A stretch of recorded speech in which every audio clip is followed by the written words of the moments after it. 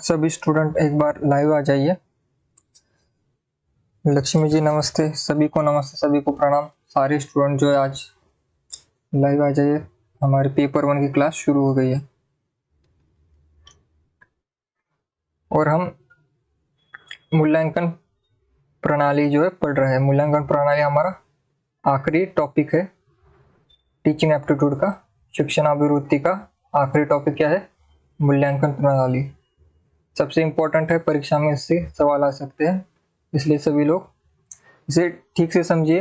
अगर कोई डाउट होगा तो आपको पूछना है, ठीक है। तो हम वस्तुनिष्ठ परीक्षा के अंतर्गत निम्नलिखित प्रश्न के प्रकार के प्रश्न पूछे जाते हैं, यानी कि हम एमसीक्यू वाले ऑब्जेक्टिव टेस्ट के ऊपर हम कल यहाँ तक पढ़ाई की थी हमने, ऑब्जेक्टिव टेस्ट तक।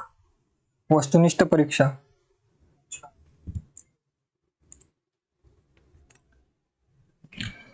वस्तुनिष्ठ परीक्षा के अंतर्गत किस प्रकार के प्रश्न पूछे जाते हैं? एक तो बहुविकल्पी का अर्थ होता है जिसमें एक से ज्यादा विकल्प दिए जाए, जैसे ए बी सी डी जैसे ऐसे 4 विकल्प दिए जाते हैं, उन्हें बहुविकल्पी कहते हैं। फिर रिक्त स्थानों की पूर्ति आपको पता है, ये कोई शब्द जो है काट दिया जाता है और उस स्थान पर कौन सा शब्द आएगा ये पूछा जाता है, और रिक्त स्थानों की पूर्ति वो भी वस्तुनिष्ठ परीक्षा में आता है। फिर एकांतर, अनुक्रिया या सही या गलत वाले प्रश्न, संगत असंगत वाले प्रश्न ये होते हैं। फिर विजातीय, 4 विकल्प में से एक जो है गलत होता है और 3 एक जैसे होते हैं। विजातीय, सजातीय वाले और मिलान वाले प्रश्न, ये सारे आपको पता है परीक्षा में आते हैं। नीट की परीक्षा में इन सारी प्रकार के प्रश्नों का समावेश होता है। फिर वस्तुनिष्ठ परीक्षा के गुण क्या है वो हम निम्नलिखित है वो हम पढ़ेंगे। वैधता व विश्वसनीयता पाई जाती है। वस्तुनिष्ठ में वैधता व विश्वसनीयता होती है, जबकि निबंध वाले प्रश्न जो होते हैं, निबंध वाले में ये नहीं होती, इसका उल्टा है, विपरीत है। निबंध वाले प्रश्न जो होते हैं उसमें ये नहीं पाई जाती। फिर निष्पक्षता इसमें पाई जाती है और इसमें नहीं पाई जाती निबंधात्मक में।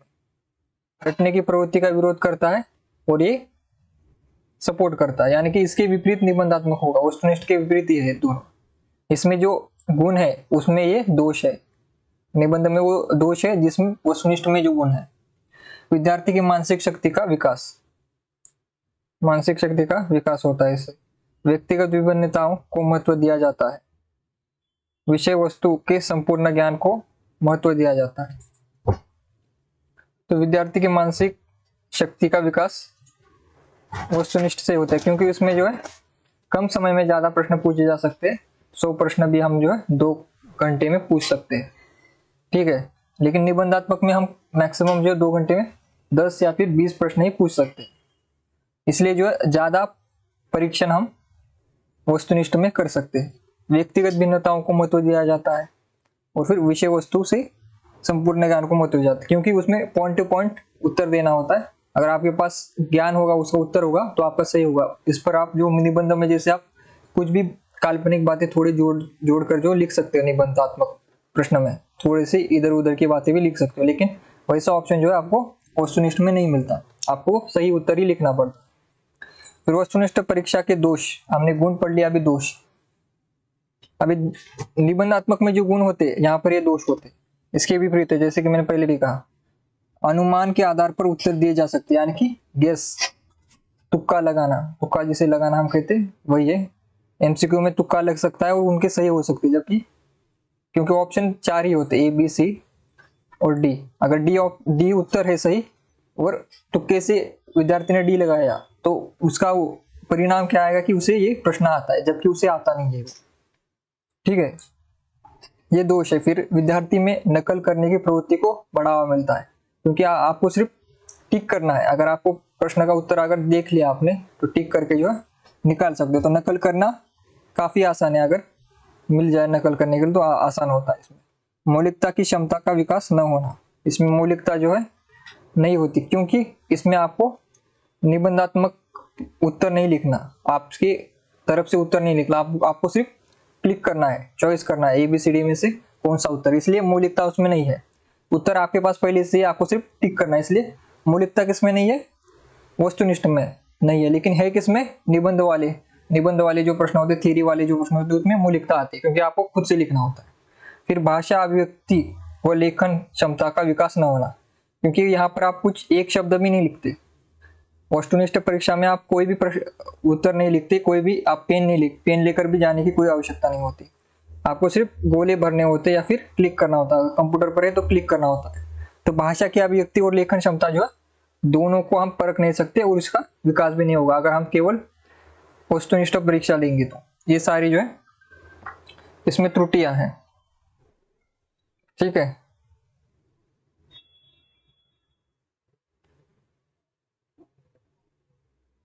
सभी को समझ आ रहा है? सभी विद्यार्थियों को समझ आ रहा है कि वस्तुनिष्ठ परीक्षा क्या है? इसके बाद है प्रायोगिक परीक्षा, प्रैक्टिकल टेस्ट। प्रायोगिक परीक्षा उस परीक्षा को कहते हैं जिसमें प्रश्नों के उत्तर विद्यार्थियों द्वारा किए गए प्रयोगों के आधार पर दिए जाते हैं। यानी कि जो साइंस के विद्यार्थी लैब में काम करते हैं और उससे उत्तर निकालते हैं, खासकर किससे जुड़ा हुआ है, विज्ञान से जुड़ा हुआ है, विज्ञान शाखा से जुड़ा हुआ है। तो यह परीक्षा परिणामात्मक मूल्यांकन का एक महत्वपूर्ण अंग है, क्योंकि इसमें परिणाम रिजल्ट निकाला जाता है प्रयोग करके। तो इस परीक्षा के माध्यम से विद्यार्थियों की विषय संबंधी रुचि और जानकारी का मूल्यांकन किया जाता है। रुचि और जानकारी कितनी है हम प्रयोग से पता कर सकते हैं। इस परीक्षा का प्रयोग विज्ञान, कला, गृह विज्ञान यानी कि होम साइंस, ज्योग्राफी, भूगोल आदि विषयों में किया जाता है। कला में भी कुछ ऐसे विषय है जिसमें प्रयोग होता है, जैसे मानस शास्त्र हो गया, दर्शन शास्त्र हो गया। उसमें क्या होता है, इंसान पर प्रयोग किए जाते सीधा। वहां पर प्रयोग करने के लिए कोई केमिकल ये सब नहीं लगते जैसे विज्ञान में लैब होती है। वहां पर प्रयोग ही मनुष्य पर किया जाता है, मनुष्य पर ही प्रयोग किए जाते हैं। मनुष्य पर प्रयोग किस में किए जाते हैं, दर्शन शास्त्र की शाखा में या फिर मनोविज्ञान में। मनोविज्ञान जैसे ये सारे जो है आर्ट्स में, कला में ही आते हैं विषय। तो इनमें मनुष्य ही उनका ऑब्जेक्ट होता है जिस पर वो प्रयोग करते हैं। ठीक है, गुणात्मक मूल्यांकन विद्यार्थियों के मूल्यांकन के लिए प्रयुक्त होने वाली यह द्वितीय विधि है। हमने प्रथम विधि पढ़ ली है, अब ये द्वितीय है। प्रथम विधि कौन सी है हमारी, प्रथम विधि है यहां पर हमने पढ़ा था परिणामात्मक मूल्यांकन, जो प्रथम है हमारी, यह है प्रथम। विद्यार्थी मूल्यांकन के दो शाखा है। पहली शाखा क्या है, परिणामात्मक मूल्यांकन, जिसमें जो है परीक्षा ली जाती है आपकी, थ्योरी परीक्षा और या फिर ओरल परीक्षा। ये सारी परीक्षा जैसे मौखिक आ गया हमारा, लिखित आ गया, लिखित में भी निबंधात्मक आ गया, फिर कौन सा आ गया, वस्तुनिष्ठ आ गया, और फिर प्रायोगिक। ये तीन शाखाएं उसकी होती है। और दूसरी क्या है, मूल्यांकन पद्धति गुणात्मक, क्वालिटिव। ठीक है, ये दो है। लक्ष्मी जी नमस्ते, सपना जी गुड इवनिंग, अर्चना जी नमस्ते, गर्वी जी नमस्ते प्रणाम, सिंह जी नमस्ते प्रणाम। अर्चना जी आपको कुछ समझ नहीं आ रहा क्या? हम मूल्यांकन पढ़ रहे हैं, मूल्यांकन के जो लेट स्टूडेंट जुड़े हुए उनके लिए एक बार फिर से हम रिवीजन करेंगे। हम पढ़ क्या रहे हैं, विद्यार्थी मूल्यांकन। इस चार्ट को देखिए, विद्यार्थी मूल्यांकन हम पढ़ क्या रहे हैं, विद्यार्थी मूल्यांकन, कि हमें विद्यार्थी का मूल्यांकन करना है। इसे समझने के लिए क्या करना होगा आपको, एज ए टीचर आप समझिए कि आप एक टीचर है और आपके स्कूल में जो है 10 स्टूडेंट है, उनका आपको मूल्यांकन करना है कि कितने ने कितना समझा है। तो मूल्यांकन करने के लिए आपके पास दो प्रकार के हथियार हैं, दो विधियां हैं आपके पास। ठीक है, पहली कौन सी है आपके विद्यार्थियों को टेस्ट करने के लिए, पहली है परिणामात्मक मूल्यांकन और दूसरी है गुणात्मक मूल्यांकन। तो कल और आज में हमने परिणामात्मक मूल्यांकन को जो पढ़ा है, यह हमारा खत्म हुआ है।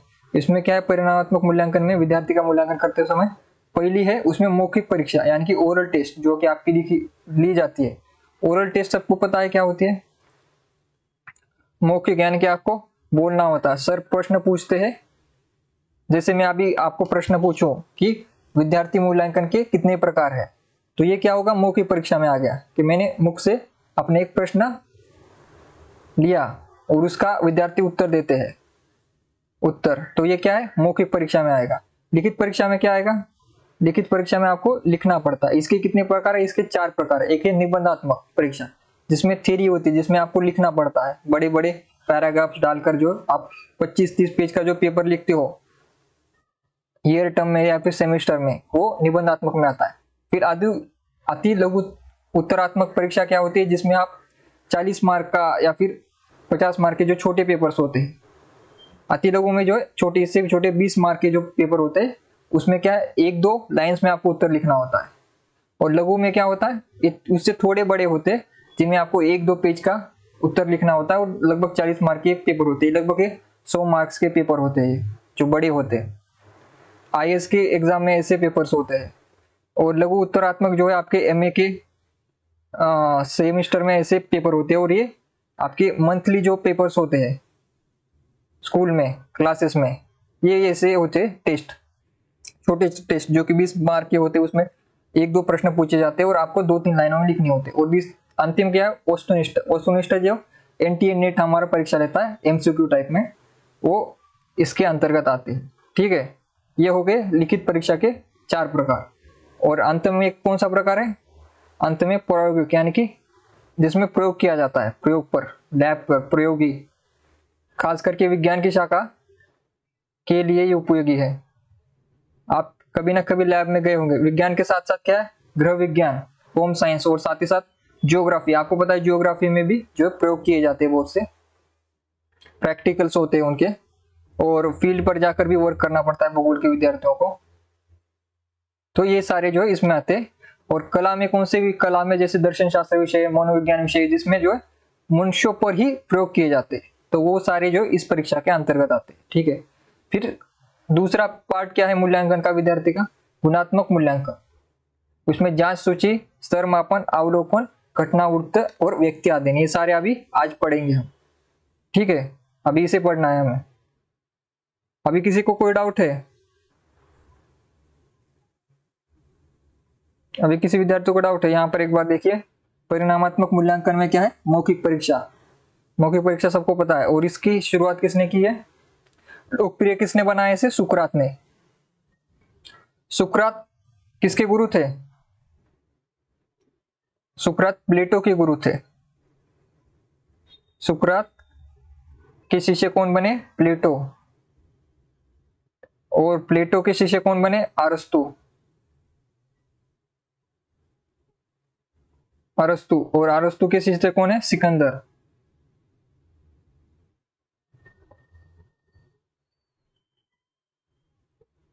ठीक है,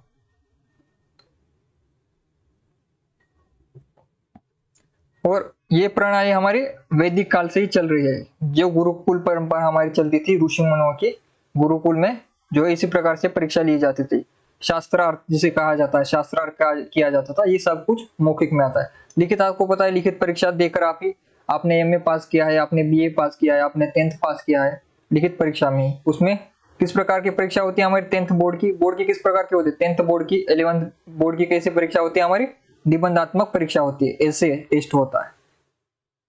इसमें ज्यादा बताने की कोई आवश्यकता नहीं है।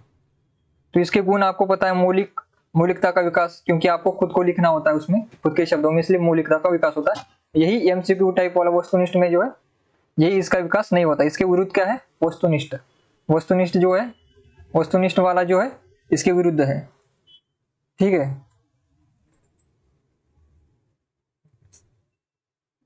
फिर हमने प्रायोगिक परीक्षा देखी, ये किसमें है, ये प्रयोग विज्ञान, कला, गृह विज्ञान, भूगोल आदि विषयों के लिए किया जाता है।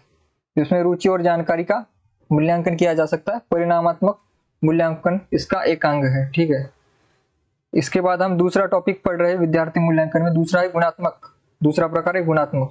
विद्यार्थियों के मूल्यांकन के लिए प्रयुक्त होने वाली यह द्वितीय विधि है। ठीक है, इसे 5 भागों में विभाजित किया गया है। इसके कितने भाग है, 5 है। पहली है जांच सूची। विद्यार्थियों के व्यवहारिक और ज्ञानात्मक पक्ष के अतिरिक्त अन्य पक्षों के मूल्यांकन का एक प्रभावी साधन है। जांच सूची का प्रयोग प्रायः अभिरुचियों, अभिवृत्तियों, भावनात्मक पक्ष के लिए किया जाता है।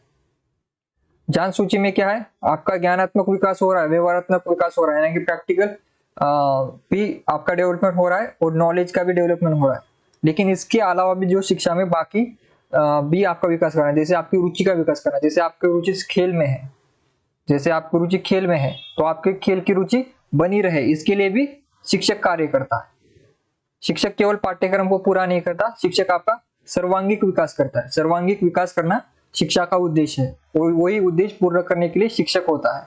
तो उसी के लिए जांच सूची बनाई जाती है, जिसमें आपकी अभिरुचि, आपकी रुचि क्या है, आपकी अभिवृद्धि यानी कि एप्टीट्यूड आपका क्या है, इसके बारे में जो है, और भावनात्मक पक्ष, इमोशनल पक्ष आपका, उस पर भी जो है उसका विकास किया जाता है। जैसे देश प्रेम भावना, इसका भी जो विकास किसमें किया जाता है, चरित्र पढ़ाकर, चरित्र कहानी, इससे जो है आपका भावनात्मक पक्ष, देशभक्ति, ये सारी बातों को जो है डेवलप किया जाता है। फिर क्रम निर्धारण मापनी, रेटिंग स्केल, विद्यार्थियों का उनकी योग्यता के अनुसार गुणात्मक विवरण को प्रस्तुत करना, इसका प्रयोग उच्च कक्षाओं के विद्यार्थियों के लिए किया जाता है। तो इसमें क्या है, रेटिंग स्केल क्या है, इसमें आपके जितने मार्क्स आते हैं उसके अनुसार आपको रैंकिंग दी जाती है। बहुत से स्कूलों में आपने देखा होगा, जब आप 10वीं कक्षा में जाते हैं तो क्या किया जाता है, जो 9वीं कक्षा में जो फर्स्ट स्टूडेंट आया है उसे फर्स्ट बेंच पर बिठाया जाता है। उसके बाद जो इसके नीचे लाइन से जो आखिरी बच्चा जो आखिरी है उसे आखिरी में रखा जाता है और रैंकिंग भी दी जाती है। यही रैंकिंग जो है क्रम निर्धारण मापनी पद्धति है, यानी कि आपके पास कितनी नॉलेज है उसके अनुसार आपको एक नंबर दिया जाता है, रैंक की जाती है। ये सारी बातें इसमें आती है, ठीक है।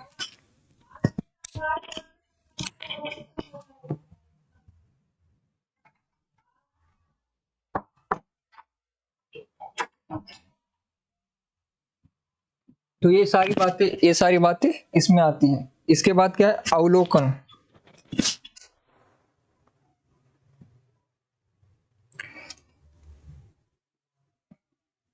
इसके बाद आप सभी को समझ आ रहा है ना, हम गुणात्मक मूल्यांकन कर रहे हैं। कौन सा गुणात्मक मूल्यांकन, उसमें क्या जांच सूची हमने पढ़ी, उसके बाद क्रम निर्धारण और फिर अवलोकन। किसी व्यक्ति या समूह के व्यवहार के कुछ निश्चित व वस्तुनिष्ठ रूपों की उपस्थिति या अनुपस्थिति को दर्ज करना ही अवलोकन है। इसका प्रयोग छोटी कक्षा के विद्यार्थियों के लिए किया जाता है।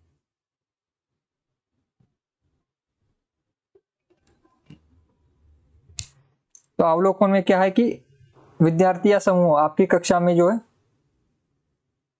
अवलोकन में क्या किया जाता है, कक्षा में यह जांच किया जाता है कि गणित कितने विद्यार्थियों को आ रहा है, विज्ञान कितने विद्यार्थियों को आ रहा है, खेल में कितने अच्छे हैं, इनमें जो है रेटिंग दी जाती है। ये 10 स्टूडेंट जो है खेल में खराब है, विज्ञान में जो है 5 स्टूडेंट अच्छे हैं, 10 स्टूडेंट खराब है, इस प्रकार के जो है अवलोकन किया जाता है। इससे क्या होगा कि कक्षा में कौन सा विषय सब कॉमन ऐसा है कि जो सबको नहीं आता, तो उस पर ज्यादा जोर दे सकता है शिक्षक।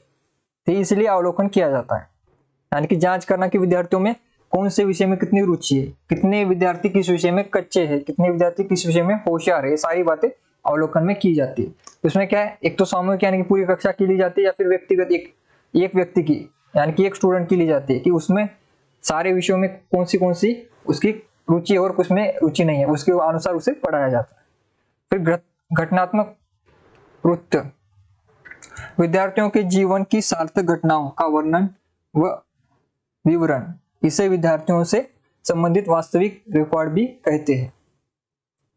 यानी कि आपकी जो पर्सनल इंफॉर्मेशन, ये सारी जो घटनात्मक विवरण इसमें लिया जाता है, जिससे आपका बैकग्राउंड समझ आए, जिससे आपको जो पढ़ाई करते समय जो जिस प्रकार का आपका बैकग्राउंड है उस प्रकार से आपको पढ़ाया जा सकता है, उसके प्रकार से उदाहरण दिए जा सकते हैं। आपकी कमजोरी क्या है, आपकी स्ट्रेंथ क्या है, इसके बारे में जो जानकारी घटनात्मक उत्तरों से मिलती है। व्यक्ति अध्ययन सबसे इंपॉर्टेंट है, व्यक्ति अध्ययन। और इसका अच्छा उदाहरण क्या है, इसका अच्छा उदाहरण है अपने आमिर खान की मूवी देखी होगी तारे जमीन पर। तारे जमीन पर जो ईशान जो पात्र है उसका नायक हीरो ईशान, उसका जो है पूरा अध्ययन कौन करता है? उनके टीचर जो आमिर खान है, वे केवल एक विद्यार्थी पर फोकस करके जो है उसकी समस्या निकालता है, उसका निदान करता है। पहले पहले क्या करता है? निदान, निदान फिर उपचार। निदान क्या है? समस्या की जड़ को पहचानना। ईशान की समस्या क्या थी?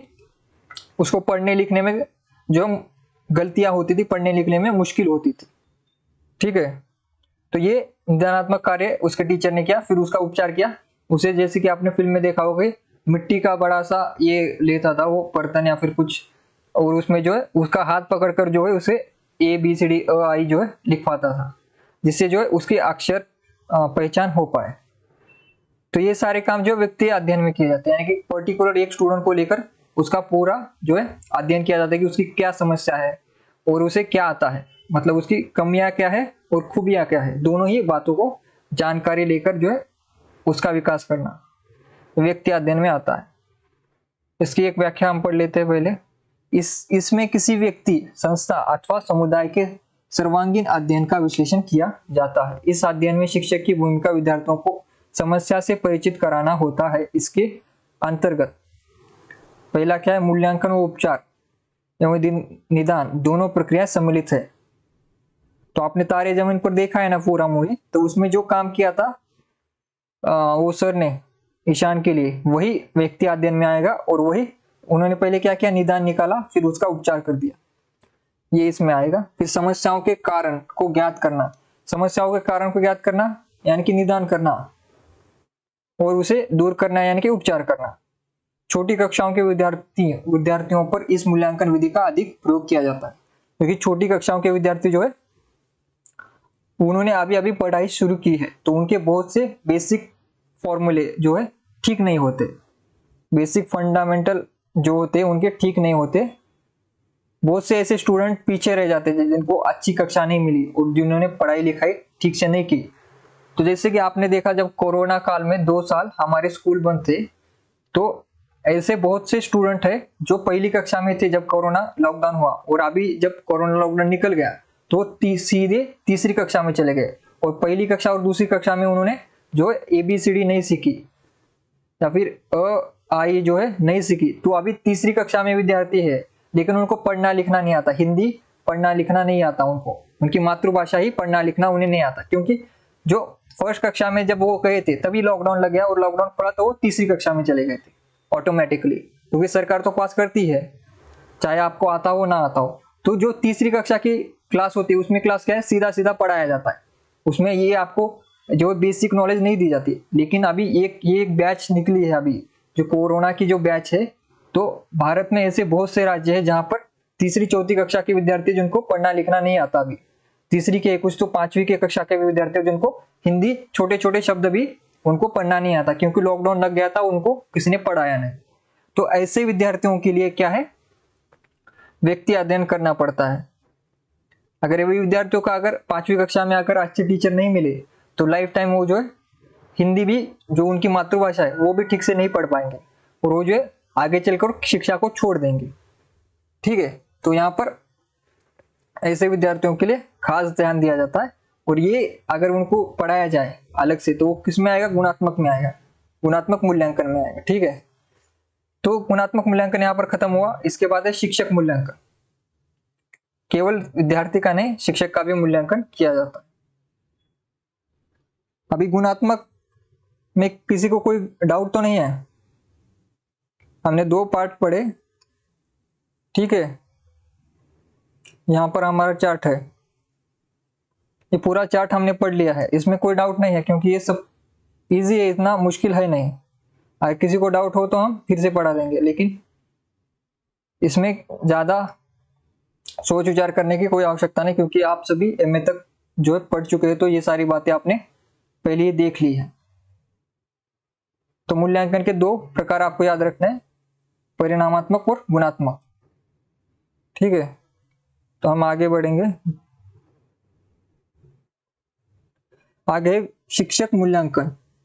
विद्यालय शिक्षा में गुणवत्ता सुधारने हेतु विद्यार्थियों के मूल्यांकन के साथ साथ शिक्षकों का भी मूल्यांकन होना चाहिए। परंपरागत तरीके से शिक्षण कार्य करा रहे शिक्षक आधुनिक काल की आवश्यकता अनुसार खुद को उस माहौल में स्थापित नहीं कर पा रहे हैं, जिस कारण वे पाठ्यक्रम को पूर्ण समग्रता से नहीं पढ़ा पा रहे। तो शिक्षक का मूल्यांकन क्यों जरूरी है? क्योंकि ज्ञान हमेशा बदलता रहता है। ज्ञान जो है हर समय हर सेकंड जो है बदल रहा है। खास करके विज्ञान की शाखा में जो है हर सेकंड में नया ज्ञान आ जाता है। विज्ञान में हर सेकंड नया ज्ञान आता है, हर सेकंड ऐप का नया अपडेट आ जाता है। अगर आप आपके मोबाइल में अपडेट में चेक करोगे तो आपके सारे मोबाइल में जो भी एप्लीकेशन है उनमें अपडेट आया होगा। हर दूसरे दिन जो है हर एप्लीकेशन नया अपडेट आ जाता है, हर दूसरे दिन नया फोन आ जाता है, हर दूसरे दिन नई टेक्नोलॉजी आ जाती है।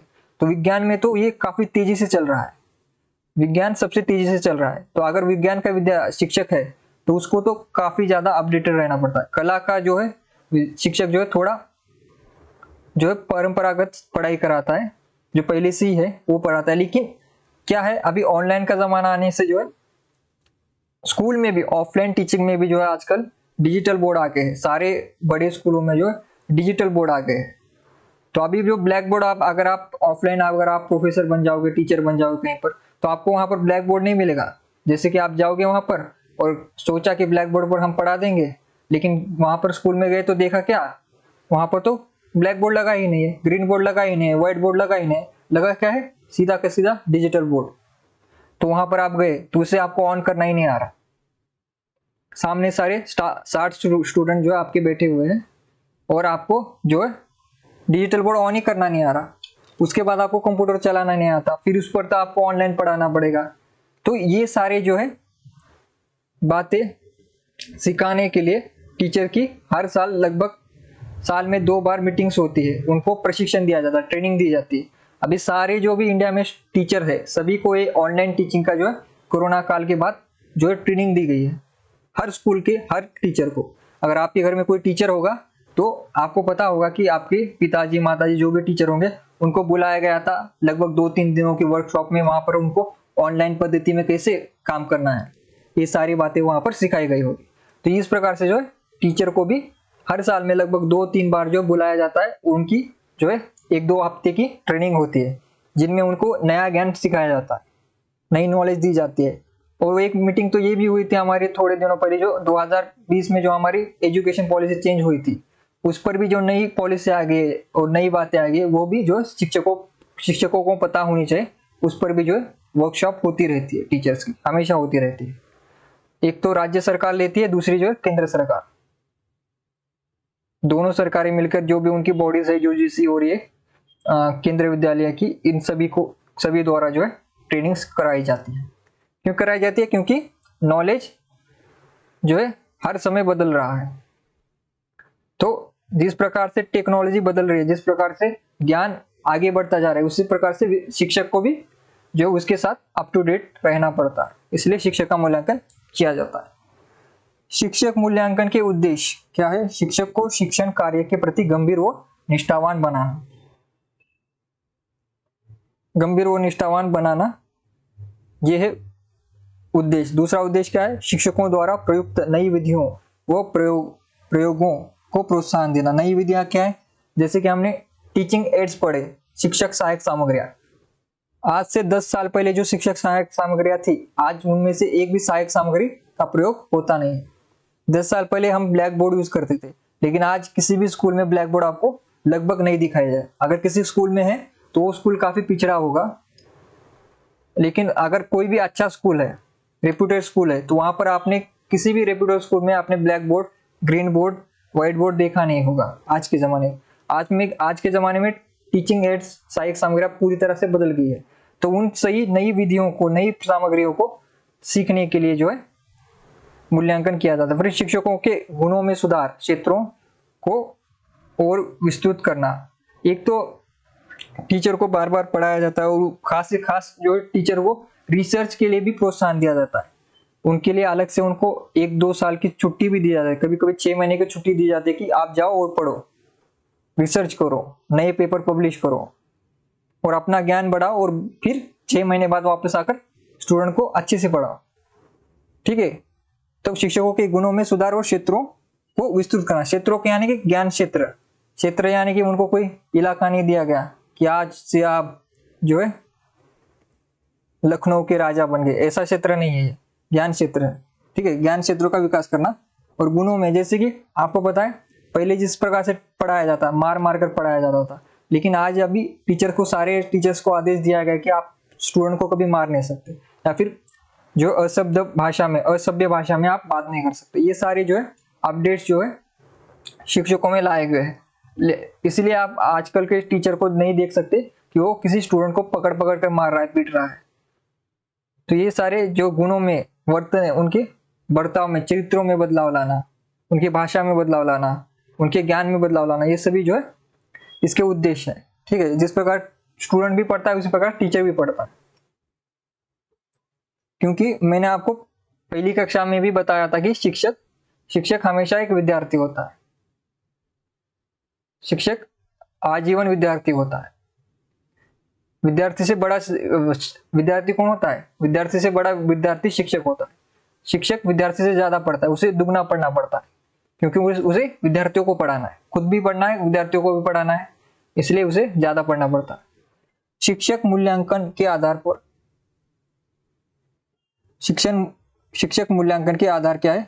शिक्षकों द्वारा पढ़ाए जाने वाले विद्यार्थियों के परीक्षा फल का निर्धारण, यानी कि टीचर द्वारा पढ़ाए गए स्टूडेंट कितने पास हो रहे, कितने फेल हो रहे, इसका भी मूल्यांकन किया जाता है।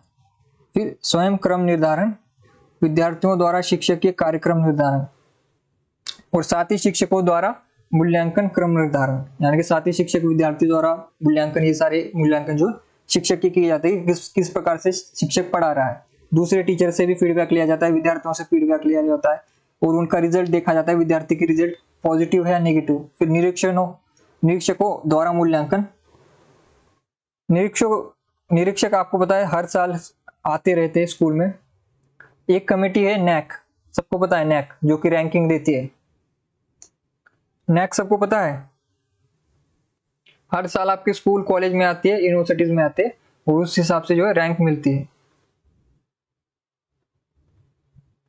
नैक की रैंकिंग। फिर प्रधानाचार्य द्वारा मूल्यांकन क्रम निर्धारण, और फिर जो प्रिंसिपल होते हैं कॉलेज के, स्कूल के मुख्याध्यापक, वो भी जो है टीचर पर निरीक्षण रखते हैं, उनका परीक्षण करते हैं कि किस प्रकार से वो समय पर क्लास ले रहे हैं या नहीं, क्लास में वो कहानियां बता रहे हैं या फिर पढ़ाई करवा रहे हैं। ये सारी बातें जो प्रधानाचार्य हर स्कूल की, हर कॉलेज की करते हैं।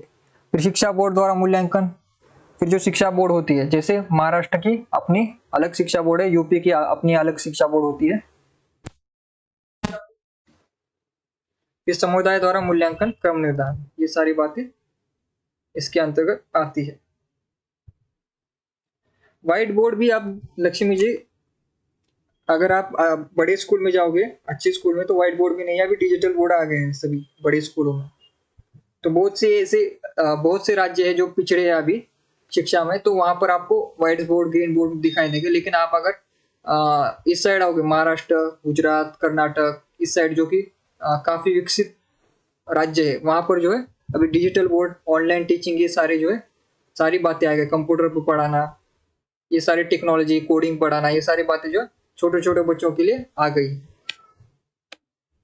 तो वहां पर ये भी इंपॉर्टेंट है कि आप किस राज्यों में है या फिर किस गांव में है, किस स्कूल में है, उसके अनुसार अगर आप ऐसे गांव में है, ऐसे स्कूल में है, वहां पर जो है शिक्षा पर ज्यादा विचार नहीं किया जाता, तो वहां पर आपको ब्लैक बोर्ड के, आपको बोर्ड भी नहीं दिखाई देगा, वो स्कूल भी नहीं दिखाई देगा। तो वो समय समय, स्थिति और राज्य, शहर पर भी आधारित होता है कि कहां पर कैसे पढ़ाया जा रहा है। तो इसके बाद आगे शिक्षक के उत्तरदायित्व, शिक्षक के कुछ उत्तरदायित्व होते हैं। शिक्षक एक मौलिक कर्तव्य कार्य विद्यार्थियों के अधिगम अनुभवों को सही दिशा निर्देश देकर उसकी क्षमता के अनुसार बौद्धिक, चारित्रिक, शारीरिक व भावनात्मक विकास करने के लिए उन्हें प्रेरित करता है, ताकि वे समाज के उपयोगी सदस्य बने। तो शिक्षक का उत्तरदायित्व क्या है? क्योंकि आपको पता है अंत में विद्यार्थी को कहाँ जाना है? समाज। हम ये शिक्षा क्यों लेते हैं? समाज को अच्छा बनाने के लिए।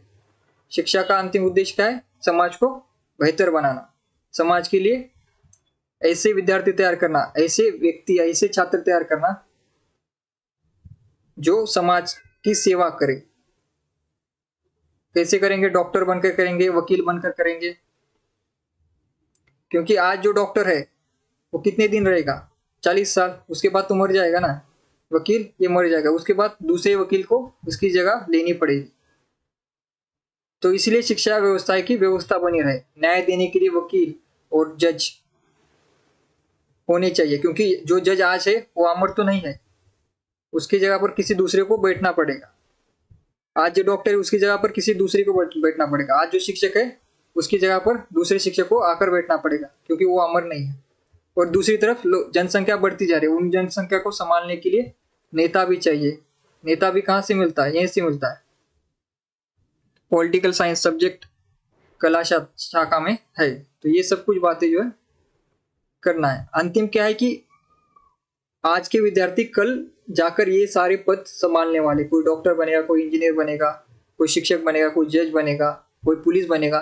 तो जब वो पुलिस बने तो उसमें वो नैतिकता रहे, उसमें करुणा भाव हो, उसमें इमोशन हो, उसमें देशभक्ति हो, उसमें जो है समाज के प्रति सेवा भाव हो। इसकी बुनियाद कहाँ पर तय की जाती है? शिक्षा में। एक शिक्षक एक बनाता है। तो ये कथन काफी प्रसिद्ध है कि शिक्षक साधारण नहीं होता, प्रलय और निर्माण उसकी गोद में पलते हैं। ये जो काफी फेमस कथन है कि शिक्षक कभी साधारण नहीं होता, प्रलय और निर्माण दोनों उसकी कोख में पलते हैं या फिर गोद में पलते हैं, ऐसा कहा जाता है। क्योंकि शिक्षक अगर अच्छा होगा तो वो देश को आगे बढ़ा कर ले जाएगा, देश को आगे बढ़ाएगा। या फिर अगर शिक्षक ने अगर उनके चरित्र निर्माण ना करे तो पूरा देश जो है नष्ट हो जाएगा। तो शिक्षक की भूमिका काफी बड़ी होती है एक देश निर्माण में। तो केवल सीमा पर लड़ने वाले सैनिक ही नहीं, तो सीमा के अंदर बैठा हुआ शिक्षक भी जो है देश को संभालता है, देश को उन्नत करता है। क्योंकि एक सिपाही बनने के लिए, एक सैनिक बनने के लिए पहले आपको शिक्षा लेनी पड़ती है। और शिक्षा कौन देता है? शिक्षक। दुनिया के सारे काम करने के लिए पहले शिक्षक के पास ही जाना पड़ता है। आज जो किसान है, आज जो जवान है, उनको भी किसी एक शिक्षक ने पढ़ा है। इसी कारण आज वो जवान बने हैं, आज किसान बने हैं। तो जय जवान जय किसान के साथ जय शिक्षक का नारा भी होना चाहिए आपके पास। ठीक है, तो ये शिक्षक का उत्तरदायित्व। इसमें किसी को कोई डाउट नहीं है? तो उसमें क्या है, शिक्षक को क्या करना है? बौद्धिक नॉलेज, चरित्र, कैरेक्टर और शारीरिक और भावनात्मक विकास करना है। शारीरिक विकास किससे होगा? खेल से होगा। चरित्र विकास किससे होगा? बड़े चरित्र बताने से, गाथाएं बताने से, देशभक्ति बताने से। उसमें क्या है, जो हमारे देश की आजादी में जो भी बड़े शहीद लोग हुए या फिर जो हमारा इतिहास रहा, उनमें जो शूरवीर राजा हुए, नेता हुए, लीडर्स हुए, समाज सेवक हुए, उनके चरित्र बताकर जो आपका चरित्र निर्माण किया जाता है, अच्छा चरित्र। ठीक है। और बौद्धिक में क्या है, आपका पाठ्यक्रम पढ़ाकर आपका बौद्धिक नॉलेज बढ़ाया जाता है। भावनात्मक के लिए जो है साहित्य सबसे अच्छा है। साहित्य से भावना, यानी कि इसमें गीत, संगीत, कला, कविता, इससे जो है आपका भावनात्मक विकास होता है। इसलिए जो है आईआईटी आपको पता है सबसे उच्च, हमारे भारत में अगर सबसे बड़ी कोई स्कूल है, सबसे बड़ा कोई इंस्टीट्यूट है तो है आईआईटी। और आईआईटी में इंजीनियर विद्यार्थियों को साहित्य पढ़ाया जाता है, कला पढ़ाई जाती है। कला का एक विषय अनिवार्य है उनके लिए। क्यों है? क्योंकि उनका भावनात्मक विकास हो जाए। ठीक है, ये सारी बातें एक शिक्षक की जिम्मेदारी है, क्योंकि समाज के उपयोगी बने हो। क्योंकि अंत में जाना कहां पर है? समाज में जाना है। जाना कहां पर? समाज। इसे मैंने पहले ही बताया था आपको। क्या बताया था? कक्षा किस में आती है? स्कूल में। और स्कूल किस में आता है? समाज में। ठीक है, तो ज्यादा एक्सप्लेन इस पर अभी ज्यादा नहीं करेंगे, आगे बढ़ते हैं। शिक्षक के उत्तरदायित्व निम्नलिखित है। विद्यार्थियों का चारित्रिक विकास करना। पहला उत्तरदायित्व क्या है? उनके चरित्र का निर्माण करना, अच्छे नागरिक बनाना। अच्छे नागरिक बनाने का काम किसका है? शिक्षक का ही है। शिक्षक ही अच्छे नागरिक बना सकता है। पाठ्यक्रम का विकास एवं संचालन, यानी कि पाठ्यक्रम पूरा करना भी ये काम शिक्षक का ही होता है। जी जी जी, projector. Good morning, good morning, good evening, good evening Devvrat ji, सारे स्टूडेंट जितने जुड़े हैं। फिर प्रभावशाली शिक्षण अधिगम, कक्षा प्रबंधन का ध्यान रखना, यानी कि कक्षा को कंट्रोल रखना, उनका प्रबंधन करना। फिर विद्यार्थियों के कार्यों का मूल्यांकन। मूल्यांकन कैसे किया जाता है? परीक्षा लेकर, प्रोजेक्ट देकर, ये सारी बातों से। फिर व्यवसाय संबंधी मार्गदर्शन, व्यवसाय संबंधी यानी कि जॉब, आपकी नौकरी, जीवन में पैसा कमाना है आपको, तो उसका भी काम शिक्षक ही करता है। ठीक है। फिर प्रभावी सामाजिक संबंध, क्योंकि विद्यार्थियों को कक्षा के बाहर अंत में कहाँ जाना है? कक्षा खत्म होने के बाद उसे समाज में जाना है, और समाज में उसका व्यवहार अच्छा हो, इसलिए जो है प्रभावी सामाजिक संबंध निर्माण करना, कि गुरु के साथ कैसे बात करनी है, पिता के साथ कैसे बात करनी है, माता पिता के, भाई बहन, पड़ोसी, इन सभी की जानकारी भी एक शिक्षक ही देता है। संपूर्ण विद्यालय कार्य साधकता का ध्यान रखना, यानी कि पूरे विद्यालय में क्या क्या कार्य हो रहे हैं सभी पर जो है ध्यान रखना भी शिक्षक का कार्य है। फिर विद्यार्थियों का सार्वजनिक परीक्षा परिणाम, इन सभी बातों को जो है शिक्षक को देखना पड़ता है।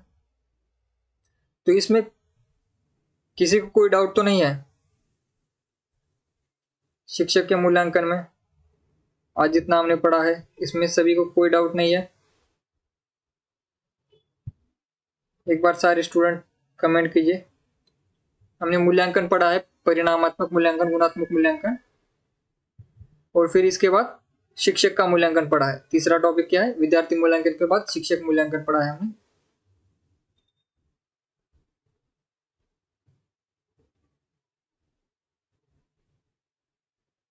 तो इन तीनों टॉपिक में कोई डाउट तो नहीं है?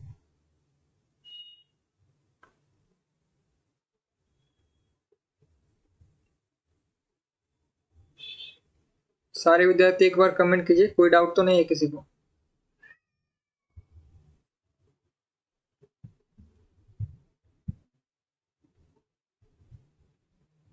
इससे पहले हमने मूल्यांकन की विशेषता पढ़ी थी, उसमें विश्वसनीयता होनी चाहिए मूल्यांकन में, वैधता, विभेदीकरण और समग्रता, उद्देश्यनिष्ठता, वस्तुनिष्ठता, मानकता और व्यवहारिकता, ये सारे मूल्यांकन की विशेषताएं हैं। और मूल्यांकन के उद्देश्य भी पढ़े हमने। शैक्षणिक उन्नति में सहायक है, कुशल मार्गदर्शन की प्राप्ति, पाठ्यक्रम में संशोधन करने के लिए, विद्यार्थियों का वर्गीकरण करने के लिए, भविष्यवाणी करने के लिए, निदान के लिए, और अनुदेश को प्रभावी बनाने के लिए।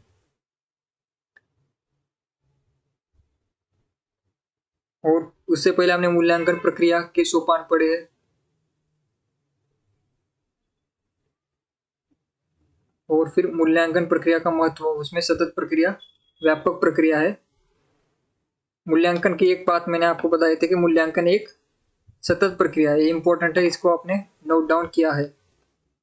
और व्यापक है ये क्योंकि इसमें ज्ञानात्मक, भावात्मक और क्रियात्मक, ज्ञानात्मक यानी कि नॉलेज, भावात्मक यानी कि इमोशनल, और क्रियात्मक यानी कि एक्शन से रिलेटेड, इन सभी का विकास किसमें होता है? मूल्यांकन में होता है। फिर एक सामाजिक प्रक्रिया है, क्योंकि शिक्षण समाज से जुड़ा हुआ है, क्योंकि शिक्षा जो है, कक्षा जो है, विद्यार्थी, शिक्षक, ये सब कुछ समाज का एक अंग है, समाज के अंतर्गत है, समाज के बाहर नहीं, इसलिए एक सामाजिक प्रक्रिया भी है। ठीक है। और इससे पहले हमने ये याद करवाया था, ये इंपॉर्टेंट है, इसे नोट डाउन किया आपने। परंपरागत मूल्यांकन के जनक कौन है? J.S. राइस। और आधुनिक मूल्यांकन के जनक क्या है? ब्लूम। ये परीक्षा में प्रश्न आ सकता है, कथन कारण में, मिलान में, या फिर डायरेक्ट भी आ सकता है कि आधुनिक मूल्यांकन के जनक कौन है और परंपरागत मूल्यांकन के जनक कौन है, इससे सीधे प्रश्न बन सकते हैं इसके। तो इन दोनों के नाम को जो है आपको नोट डाउन करना है, इसको आपकी दीवार पर लगा लीजिए, स्टिकी नोट्स में लिखकर दीवार पर लगा दीजिए। परंपरागत के कौन है? राइस है, और आधुनिक के ब्लूम। और इससे पहले हमने क्या पढ़ा है? मूल्यांकन प्रणाली पढ़ी है। इसमें मूल्यांकन का अर्थ, मूल्यांकन का शाब्दिक अर्थ क्या है? निर्णय प्रदान करना, ठीक है। और महात्मा गांधी की जो है हमने व्याख्या भी देखी कि विद्यार्थी का मूल्यांकन शिक्षक द्वारा हो। और कोठारी आयोग ने क्या किया था? मूल्यांकन एक निरंतर प्रक्रिया है, संपूर्ण शिक्षा प्रणाली का एकीकृत भाग और शैक्षिक उद्देश्यों से पूरी तरह संबंधित है। यह विद्यार्थी की अध्ययन आदतों और शिक्षक की निर्देशन विधि पर अत्यधिक प्रभाव डालता है, और इस प्रकार न केवल शैक्षिक उपलब्धि अपितु उनके सुधार में भी सहायता करता है। ये सब कुछ जो है मूल्यांकन के अंतर्गत है, ठीक है। इन सभी में कोई डाउट हो तो आप कमेंट कर सकते हैं, विद्यार्थी जितने हैं हमारे। इसमें किसी को कोई डाउट हो तो कमेंट कर सकते हैं, ठीक है।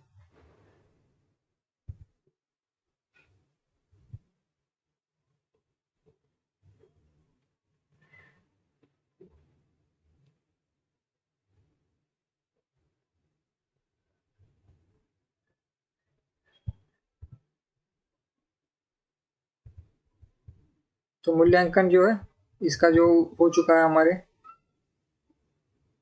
मूल्यांकन का जो पार्ट था ये सब हो गया है।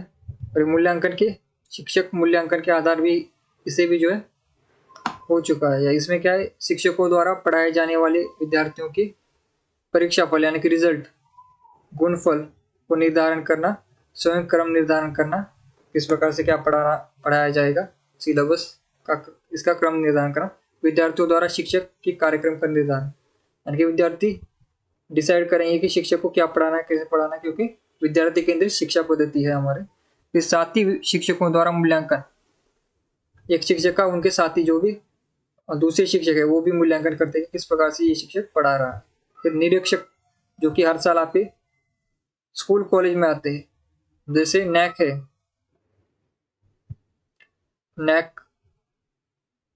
नैक संस्था है जो कि रैंकिंग देती है यूनिवर्सिटीज को, कौन सी यूनिवर्सिटी सबसे ऊपर रहेगी। फिर प्रधानाचार्य द्वारा मूल्यांकन किया जाता है। फिर शिक्षा बोर्ड द्वारा मूल्यांकन, समुदाय द्वारा मूल्यांकन, समुदाय यानी कि समाज द्वारा, एक शिक्षक का मूल्यांकन समाज द्वारा भी होता है। समाज में भी एक शिक्षक की एक स्थान होता है, तो वो भी मूल्यांकन इसके अंतर्गत आता है। तो ये सारे लोग, व्यक्ति, संस्था जो है मिलकर टीचर का मूल्यांकन करते हैं, ठीक है। टीचर का मूल्यांकन कौन करते हैं? ये सारे व्यक्ति मिलकर टीचर का मूल्यांकन करते हैं।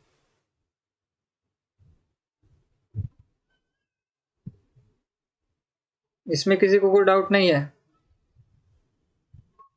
इसमें अगर किसी को डाउट हो तो वो बता सकता है, ठीक है।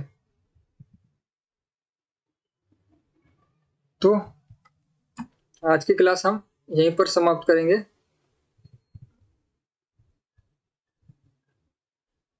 जितने भी आज विद्यार्थी जुड़े वो जो है एक बार लाइक, शेयर और कमेंट कर दीजिए। और आज की क्लास यहीं पर समाप्त होती है।